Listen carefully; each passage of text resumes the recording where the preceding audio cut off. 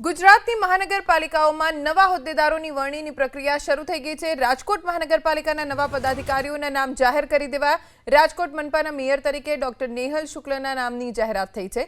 Deputy mayor તરીકે દક્ષાબેન વસાણીના નામની સર્વાનુમતે જાહેરાત થઈ, જ્યારે સ્ટેન્ડિંગ કમિટીના ચેરમેનનો પદભાર પરેશ પીપળિયાના શિરે મુકાયો છે। નવનિયુક્ત મેયર બનતા ડોક્ટર નેહલ શુક્લએ એબીપી અસ્મિતા સાથે કરી ખાસ વાતચીત।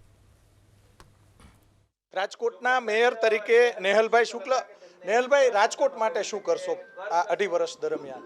જે કરવાનું છે એ રાજકોટ અને રાજકોટની જનતાની સુખાકારી માટે જ કરવાનું છે। એટલે જે કંઈ કરવાનું છે એમ શું કરશું?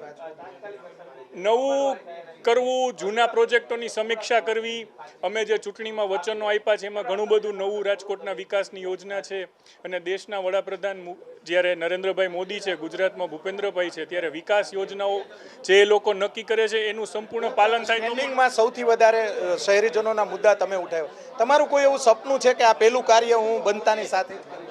અત્યારે તો સ્વપ્ન કરતાં દેશના વડાપ્રધાને જે તાકીદની હાકલ કરેલી છે કે કરકસરના પગલાં લ્યો, એ દિશામાં મહાનગરપાલિકા સક્રિય થાય એ જોવાનો પ્રયત્ન કરું છું। ચોક્કસ રાજકોટના મેયર તરીકે જે નેહલભાઈ શુક્લ છે, ગોવિંદભાઈ શું કહેશો? નેહલભાઈ એ યુવા કાળથી ખાસ કરીને સિન્ડિકેટ મેમ્બરથી લઈ અને અત્યાર સુધીની નેહલભાઈની કારકિર્દી એ ઉજ્જવળ રહી છે। ગત 5 વર્ષ દરમિયાન એમને જે કંઈ મ્યુનિસિપલ કોર્પોરેશનમાં રહીને એક કોર્પોરેટર તરીકે, એક જવાબદાર કોર્પોરેટર તરીકે રહીને જે કામગીરી કરી છે એની છાપ સમગ્ર રાજકોટના નાગરિકો ઉપર છે।